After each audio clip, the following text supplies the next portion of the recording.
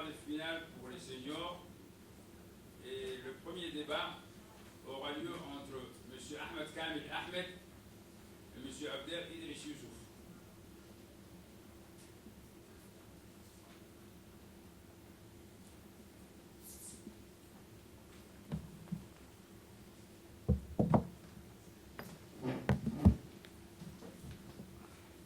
Donc votre débat portera sur le thème suivant. Une femme peut-elle être élue présidente de la République? Le temps de parole est le même que pour les 16e de finale. Donc, je demanderai à M. Ahmed Kamil Ahmed, qui lui défend la position pour, de commencer.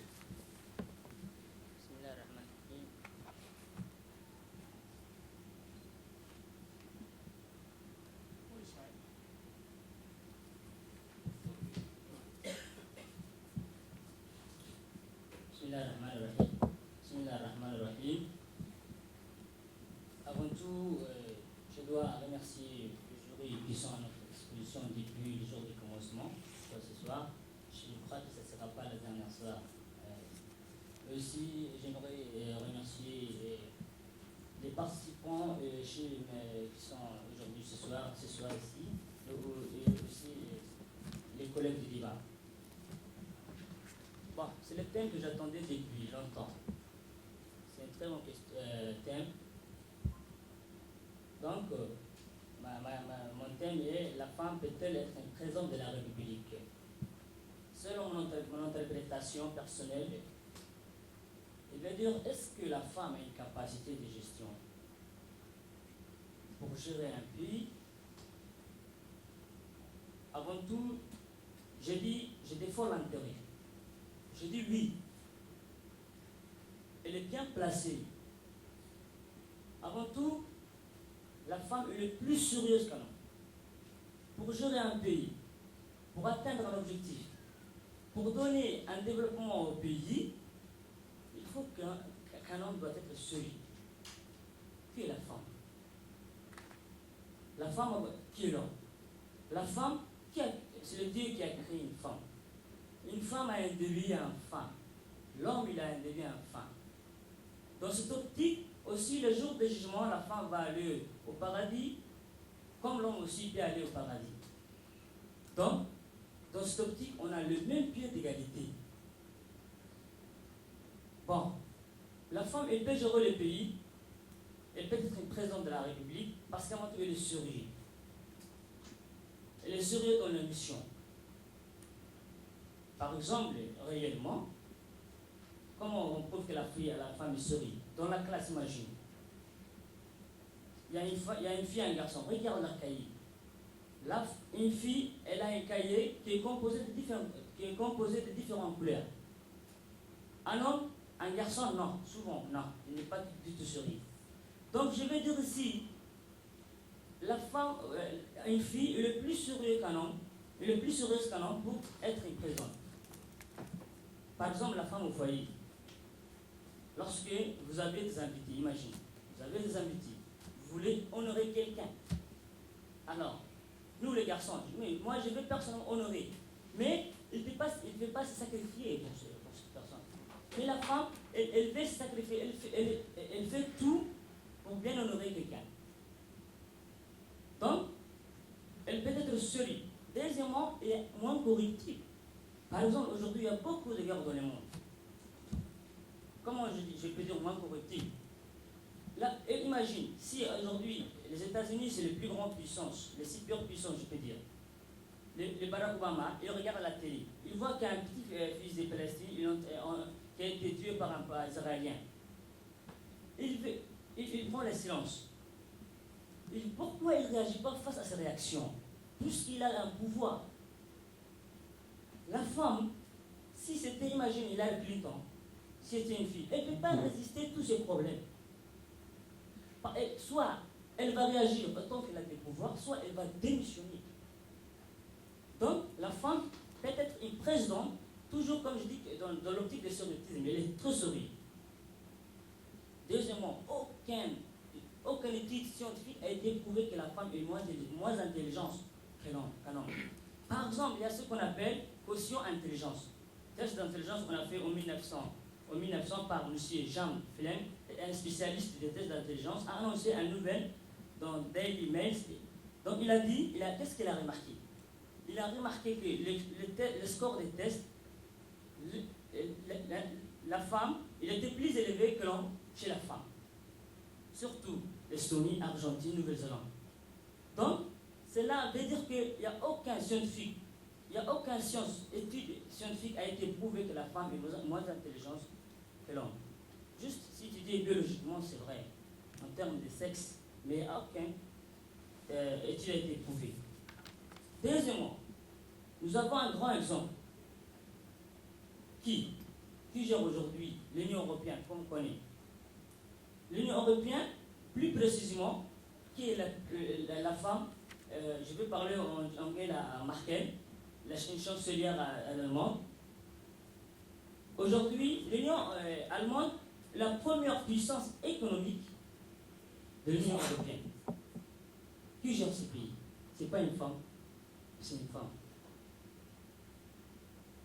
Donc la femme, aujourd'hui, si je te dis un peu le chiffre d'affaires, pour te montrer le succès de cette femme. Allemagne est le premier rang européen sur la production de lait. Grâce à qui? Grâce à une femme. Secondo, le chiffre d'affaires des constructions automobiles, 777 000 salariés en 2004. Suivi électrotechnique avec 779 000 salariés. Chiffre d'affaires des constructions mécaniques, surtout dans le secteur de l'industrie que je te parle, c'est 868 600 salariés. Donc, tous les succès ont été apportés par qui? Par une chancelière. Donc, la femme, elle peut présider le pays comme un homme. Elle peut dépasser. Autrement, il y a aussi des entreprises que je peux te dire, en termes de production, la femme aussi elle peut être plus productive. Sans certains qui disent que la religion n'a jamais dénigré la femme, elle n'a jamais défavorisé une femme. Mais en termes physiques, oui. Mais le fait de présider un pays, ça ne démontre pas, c'est une question morale. Aussi, je vous jure, moi je fais partie d'une association composée de femmes et d'hommes, mais nous avons notre association, elle est présidée par une fille, je vous jure qu'elle est plus autoritaire par rapport à un garçon. Elle sait prendre la décision si elle vit. Donc, aucun plan ne dit que la femme ne peut pas présider le pays. Donc, Allemagne retrouve le taux de croissance élevé. Grâce à qui? Grâce à cette femme. Deuxième remarque réellement que j'ai fait, je vous dis, si vous suivez le bac depuis 2007, j'ai remarqué que toujours sur la série scientifique, il y a une fille qui est toujours à Khadra Dampol, Amia Dampol, qui sont aussi, le taux de réussite est élevé chez les filles par rapport à un garçon. Par rapport au garçon. Donc, moi je dis que la femme a la capacité vraiment. Donc, pourquoi pas? Par exemple, la femme, elle sait allaiter, elle sait enfanter. Aussi, elle sait élever, elle sait enseigner. Alors, comment elle ne peut pas gérer un pays? Elle peut être le président de la République.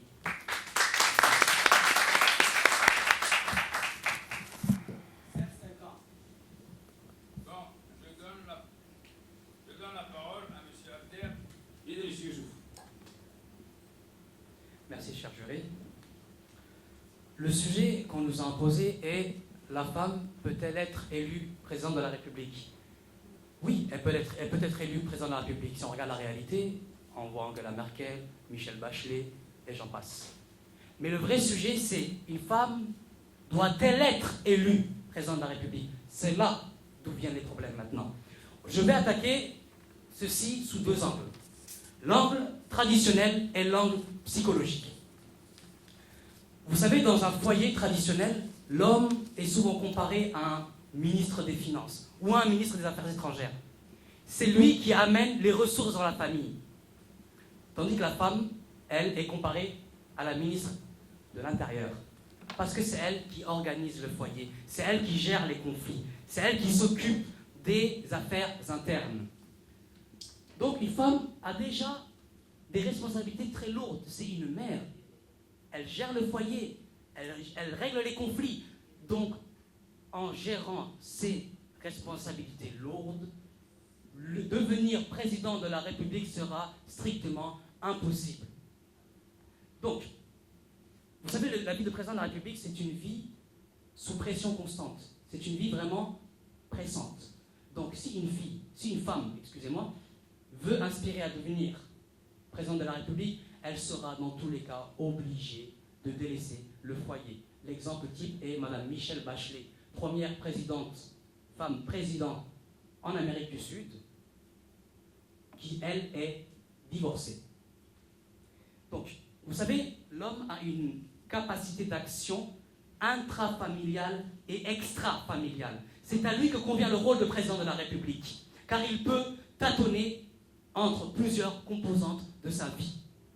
Donc, sur la répartition de rôles dans le foyer traditionnel, l'homme est plus apte à devenir président de la République. C'est clair. Sous un autre angle, psychologique, une femme est un être sensible. Elle est plus sensible que l'homme. Son objectivité est donc limitée. Ce qui veut dire par là que son fort, c'est la subjectivité. Je ne dis pas que l'homme est un être strictement objectif, ni que la femme est un être strictement subjectif.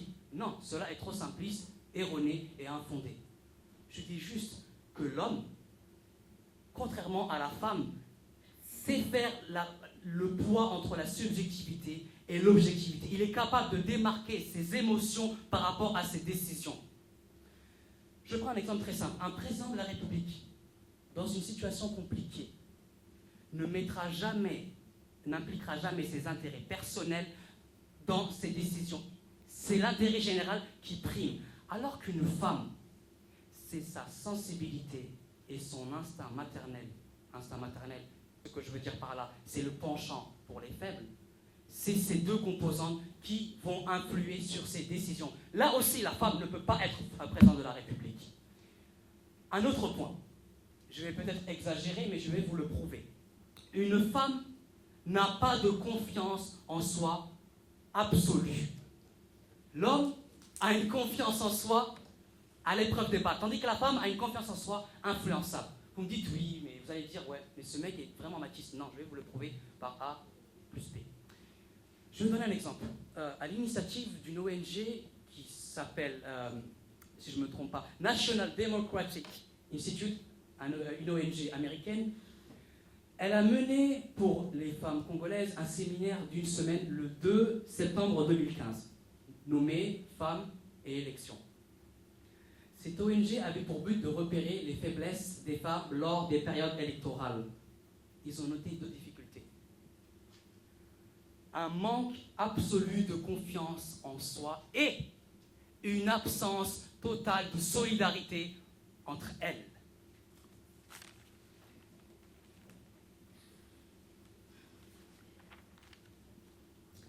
À la fin du séminaire et grâce à différentes formations données, les femmes ont affirmé se sentir plus regaillardies et prêtes à affronter les prochains scrutins. Regardons ça, regaillardies et prêtes à affronter les prochains scrutins. Prêtes à affronter les prochains scrutins, ça nous fait comprendre que la femme a une confiance manipulable. Alors que si on regarde le terme regaillardie, dans le terme regaillardie, il y a le radical gaillard. Qu'est-ce qu'un gaillard? Un gaillard est un homme sûr de soi, de vigueur, et qui sait prendre les décisions et qui sait trancher.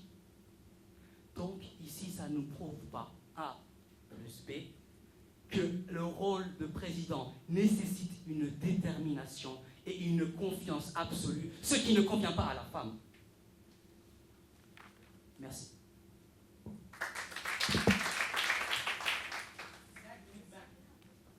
Très bien. Moi, personnellement, aujourd'hui, très bien. Bon, c'est très bien. Vous avez parlé, je vais répondre selon vos questions. Vous avez dit la femme, elle peut gérer elle doit gérer au foyer. Non, le fait de gérer au foyer, c'est plus difficile par rapport d'être président de la République. Gérer des enfants des 2 ans, de 3 ans, de 4 ans, tu vois, et de faire des ménages, de tout, c'est plus difficile que président d'un pays.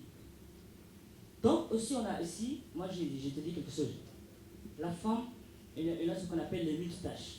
C'est quoi les multitâches? Pour gérer la femme, pour gérer un pays, regarde, premièrement, elle a une expérience familiale. Deuxièmement, elle aura aussi une expérience professionnelle. Ça devient des expériences. Donc, elle a beaucoup. L'homme, il ne peut pas gérer au foyer. C'est vrai, un soir, si tu laisses un enfant à ton mari, tu sais le risque.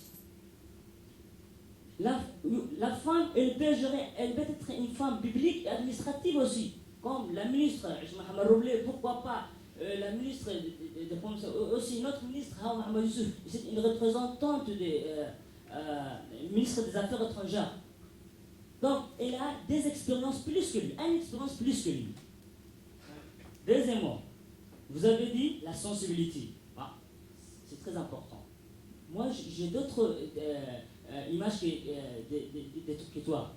Lorsqu'on dit la sensibilité, regarde, grâce à sa sensibilité, elle ne peut pas résister les problèmes. Elle va réagir. Comme par exemple, aujourd'hui, si c'était, mets-toi à la place d'une femme à la place de Barack Obama. Elle n'allait pas réagir, elle n'allait pas rester à bras croisés. Tu sais pourquoi? Parce qu'elle ne peut pas résister. Soit elle allait démissionner, soit elle allait revendiquer et contester impérativement. Tu vois, la sensibilité, elle a d'autres sens que ça. C'est que moi, je pensais comme toi avant. Vous avez parlé des traditions. Ah, c'est un préjugement.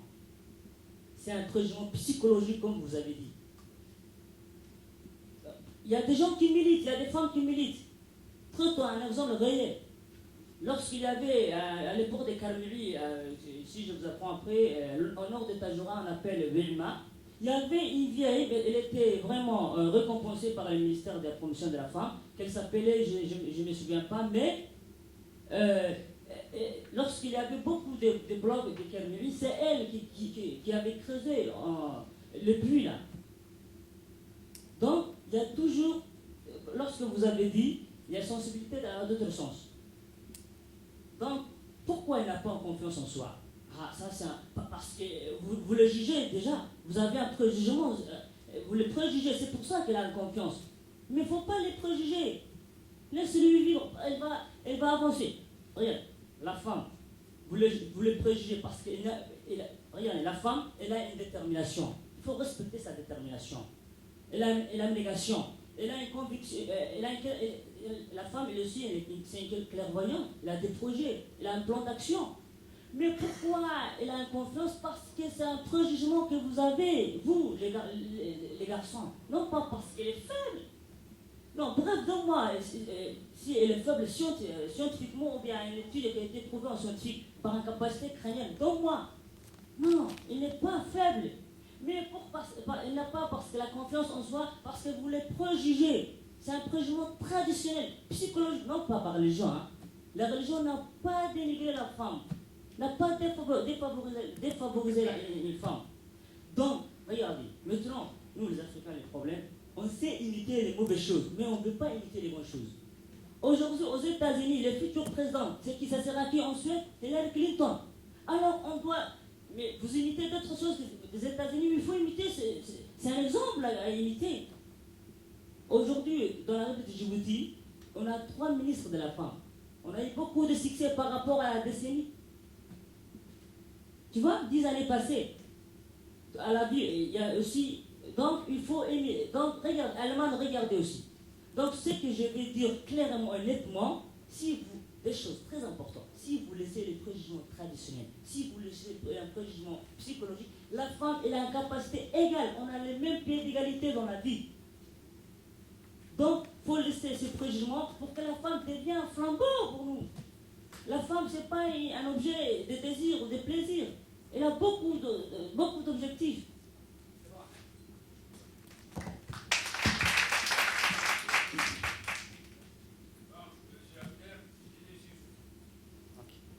Bon, vous avez soulevé sur plusieurs points, vous avez dit que gérer la maison, c'est plus difficile que le rôle de président. Ben, c'est pour cela Je vous ai dit que gérer la maison, c'est plus important que le rôle de président. Donc si elle prend le rôle de président, elle ne pourra plus gérer la maison. Donc pas A plus B, ici non plus.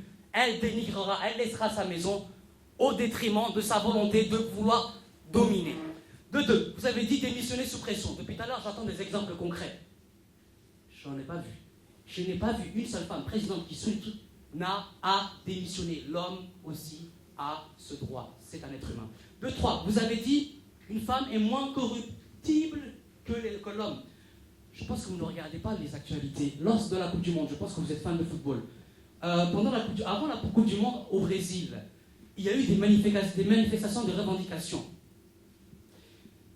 Madame Dilma Rousseff, présidente du Brésil, a été surprise pour une affaire appelée, c'était comment? Petrobras, car elle a eu de l'argent en douce pour organiser cette Coupe du Monde, de l'argent non déclaré. Vous me dites que la femme est peu corruptible? Non, la corruption est humaine.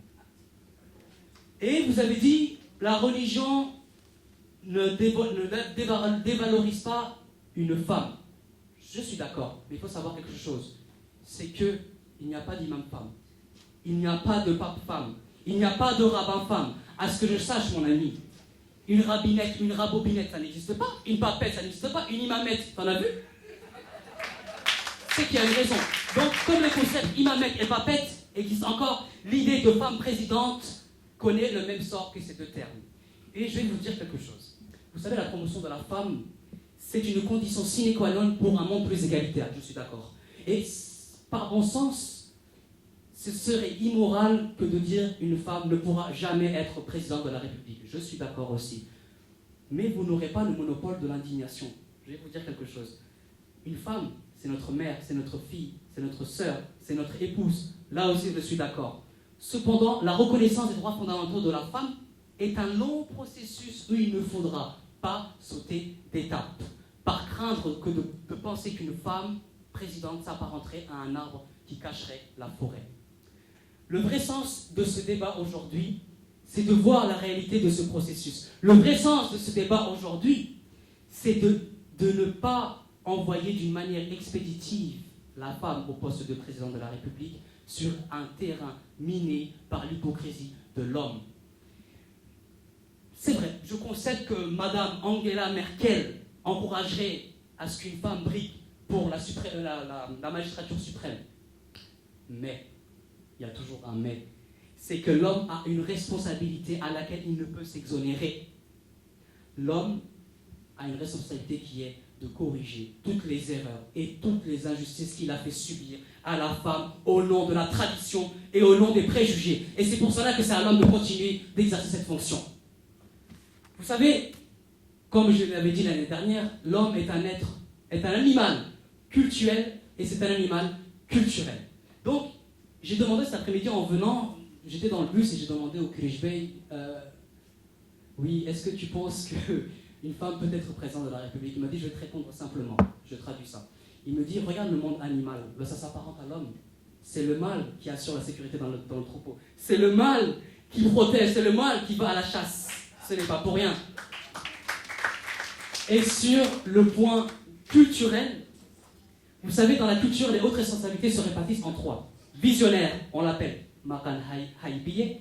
Gestionnaire, Hela Dare. Pacificateur, Hadal Yakan. Ok? Gestionnaire, un homme et une femme peuvent l'exercer. Je suis d'accord, je dis que la femme gère la maison. Pacificateur, un homme et une femme peuvent l'exercer aussi. Parce qu'une femme sait persuader, elle touche l'affectif. Mais visionnaire, seul un homme peut le faire. Un homme, je vais être clair, lors d'une guerre, quand vous allez envoyer un éclaireur, c'est une femme ou c'est un homme? C'est qui va tâter le terrain? C'est une femme ou c'est un homme? Donc l'homme est encore là, plus apte à gérer un pays. Merci beaucoup.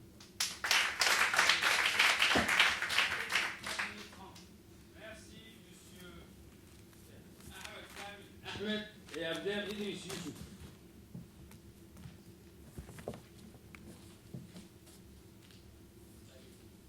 J'appelle Abdi Hassan Doubet et Kamil Dibé Mohamed.